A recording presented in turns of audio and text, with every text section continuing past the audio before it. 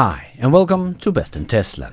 So Elon Musk talked a lot about Tesla's full self-driving robotaxis at the latest shareholder meeting. And we see Tesla being approved for full self-driving cars in Shanghai. And we have experts like Brian Wang saying that Tesla will earn its first $1 trillion from Tesla robotaxis in China.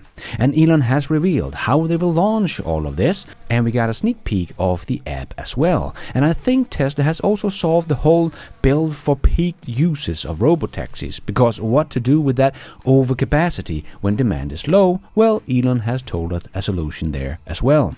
And Ford is also saying they will have level 3 autonomy in just 2 years' time. Maybe this is with Tesla software, who knows? But let's check it all out and let's dive right in.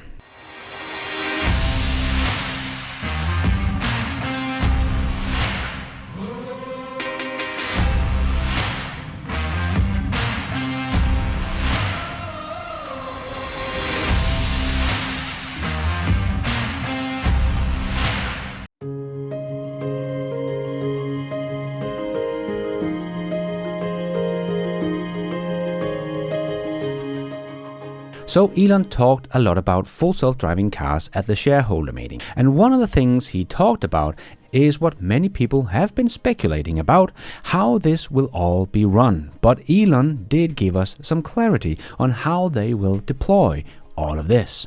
And if you just plot the points on the curve of how well autonomy is progressing and just believe the curve, it's headed towards unsupervised full self-driving very quickly at an exponential pace. So, and it's very clear that that will actually go to the point where it is actually far safer than a person driving the car. Because sometimes people wonder, well, how do you go from this big fleet to actually monetizing the fleet in an autonomous situation? And it's actually a combination of it's like Airbnb and Uber to some degree. So there'll be some cars that Tesla owns itself, it's kind of like an Uber fashion. But then for the fleet that is owned by our customers, it will be like an Airbnb thing. You can add or subtract your car to the fleet whenever you want. So you can say I'm going away for a week, at just one tap on your Tesla app, your car gets added to the fleet and it just makes money for you while you're gone. So you can say you can add it to the fleet for a few hours, for a few days, for a few weeks. Whenever you want it back, you can say come back and car will come right back. And I'm highly confident that it will far exceed the value, the revenue made by the owner of the car will far exceed the actual monthly payment.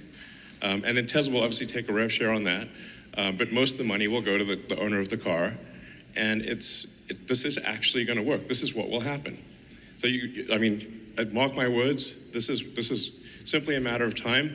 Now, admittedly, I'm a little optimistic sometimes. So I don't have complete lack of self-awareness. But if I wasn't optimistic, this wouldn't exist. This factory wouldn't exist. So it's I got to be somewhat pathologically optimistic, but I do deliver in the end. That's the important thing.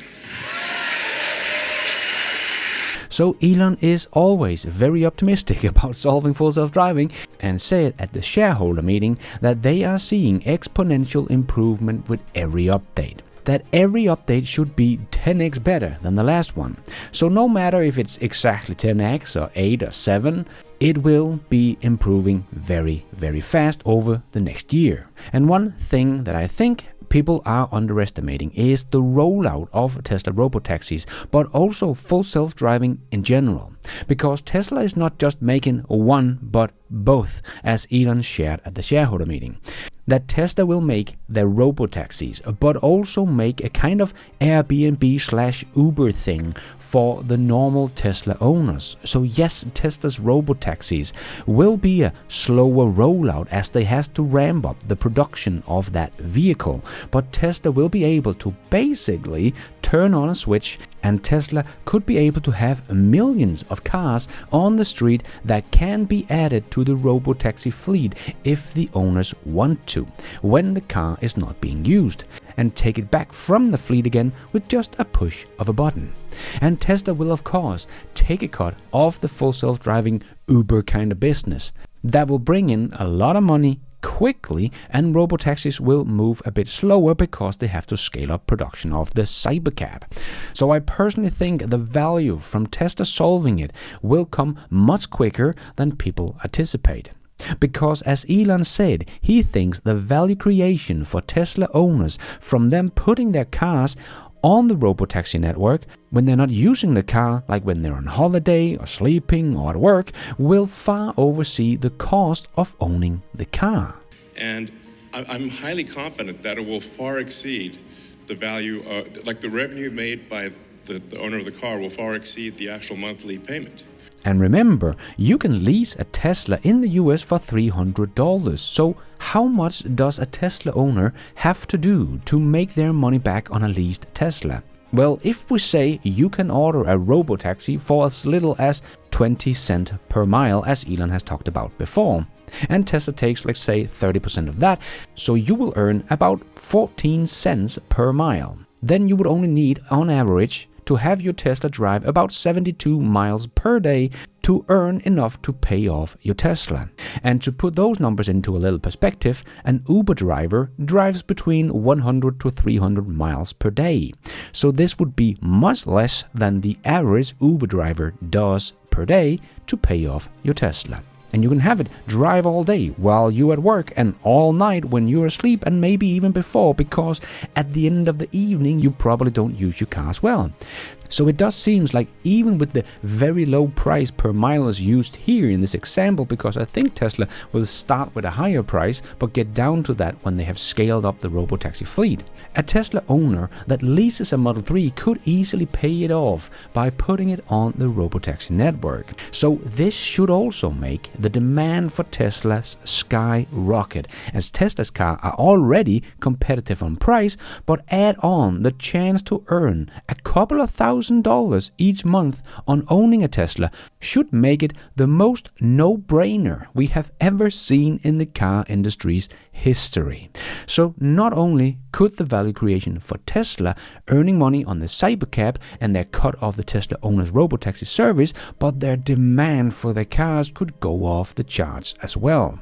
And the reason why Tesla will be able to get off the ground quickly is because they already have the other part of the business set up.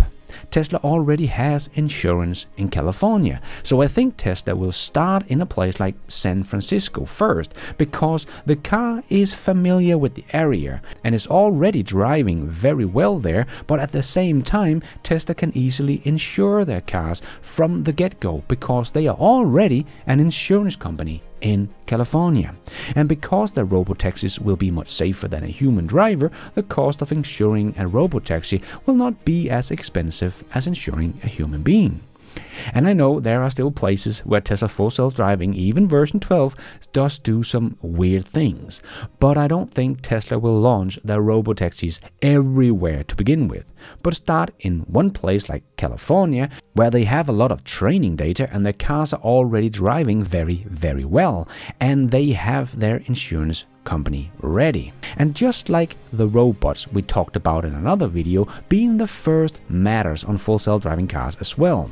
And as I see right now, no one really has a chance to catch up to Tesla. They are already too far out in front and are collecting more data to train their neural network than every other company on the planet that is working on full self-driving combined. So I know Wall Street analyst always thinks that when Tesla has solved it, everyone will simply just copy Tesla's technology. But you don't simply copy a neural network that is trained on real-world data. You need that real-world data. It's not like a large language model that has been trained on the internet because we all have access to the internet. No, the data needed to train a neural network to drive everywhere in the real world takes millions of cars with billions of miles driven on full self-driving, as Elon also said on the shareholder meeting. So this is where actually having a giant fleet is extremely important, because we can deploy a new FSD model and run it in shadow mode and see how well it performs. Compare how the human drives the car versus the new self-driving build, and then analyze that delta in shadow mode, like the shadow knows, or doesn't know, as the case may be, and then be able to assess by getting billions of miles very quickly with the giant fleet. Like that, basically, that data engine is incredibly helpful. Like, actually, it's not possible to solve the self-driving problem without having millions of vehicles on the road. No one else has this setup. So I just don't see how anyone could just copy what Tesla has. They can try, but that's the problem. Tesla has been working on this for decades on collecting data and have set up a business model where Tesla gets money from the customers to put more cars on the road to collect data for Tesla. Everyone else has to pay to put robotaxis on the street collecting data. As we have seen with GM's Cruise, it has lost over $8 billion so far, even though they had robotaxis running on the street. So GM's model does not scale, and they don't have the setup to just copy what Tesla is doing. And they don't have 6 million cars on the road collecting data in shadow mode. And I think, as we have talked about many times before, that Ford will probably be the first to license Tesla's full self-driving software. And Jim Farley has just been out saying that they are getting close to autonomous vehicles and that he believes Ford will offer level 3 autonomy features in 2026. As he said, we are getting really close. We can do it now pretty regularly with a prototype, but doing it in a cost-effective way is just the progress we are going to need to make. So I wonder if Tesla software has anything to do with that, because it has only been 2 years since Volkswagen and Ford shut down their Argo project for autonomous vehicles because, as they said, profitability was a long way off. Because I don't think this is software that Ford has made themselves, but I could be wrong about them licensing Tesla software, so maybe this is just Ford collaborating with some other software company, as we are also only talking about level 3 and not fully autonomy. Well, it might not be Tesla software, we'll have to wait and see, but still pretty fast after dropping the full self-driving car just 2 years ago to now think they will have level 3 by only 2 years in the future. But let's see if Ford will be one of the first legacy automakers to license Tesla's full self-driving software. But Brian Wang from the Next Big Future, that has a very good track record of predicting what will happen, think that Tesla will get its first $1 trillion from robotaxis in China, as he wrote in an article. Tesla's first $1 trillion in robotaxi revenue will come from China first. Tesla is unveiling their robotaxis on August the 8th, 2024, and ARK Invest has projected that the robotaxi business will be worth $10 trillion per year. China has already moved the fastest to authorize robotaxis operation in hundreds of cities. China will permit all 800 Chinese cities to operate robotaxis. China has over half of the world's electric cars. Tesla has already partnered with Baidu, China's Google, to get hypermap information for all Chinese cities. China's government wants to be the global leader in emerging technologies and has identified robotaxis and autonomous driving as a key target. So Tesla is, of course, working on a general solution. So in theory, when Tesla has solved it to work in China, they can basically launch robotaxi service in 800 cities very fast, as they all will allow it, and Tesla could pretty quickly produce like 100 cybercabs for every one of those 800 cities. So Brian might be onto something here, and could also be why Tesla has decided to hold their Cybercab event on 8/8, which is the lucky number in China. And Tesla has just got approval for adding 10 full self-driving cars on the street of Shanghai for testing. So things are starting to move fast for Tesla, and they will only speed up from here on out. But even though there are many robotaxi companies in China already, Tesla is the only one that is going for a general solution. All the other guys is doing it the Baidu or Waymo way, with geofencing and LiDAR, and therefore have to map every city one by one. That is why, even though they have already hundreds of robotaxis working on the street in China today, it is still only in a few cities, and the ramp up is going very slow, and they are still not profitable, as this is a very expensive way of doing it. And I think Tesla Cybercab is going to be awesome. Also, for customers, we have to remember that Tesla is a software company, so they could easily start some kind of app store in the cars and let others come in with apps and so on, like we saw with Apple back in the days. That was really what made the iPhone such a huge success, was the huge success of the App Store. So Tesla's Robotaxis will be a much better and a much more fun environment than their cars are today, and filled with entertainment, making it the best, most fun, and probably the cheapest choice. A Waymo is going to feel very old and outdated. Look, we are driving in a full self-driving car in a geofenced area. This is going to be the boring part at some point. And if you're only offering a taxi service and no entertainment and so on, but you charge more for your rides because you can't compete with Tesla's in-house cybercab and software, and your product is worse, it will be very difficult for other companies to keep up with Tesla's cybercabs. Because Tesla will also earn money on Teslas in the Robotaxi fleet from owners, so Tesla have a much bigger fleet than way more anyone else will ever be able to get to. I have a really hard time seeing someone being a real competitor to Tesla on this one. Also because we know Tesla is very good at making apps, and we did see a sneak peek of the ride-hailing app that Tesla showed off at the shareholder meeting, writing coming soon. And they did not show off the Cybercab, of course, but showed it off with a full self-driving Tesla. So Tesla's Uber, Airbnb kind of thing is no doubt coming and will probably be rolling out faster than Tesla's real company-owned robotaxis.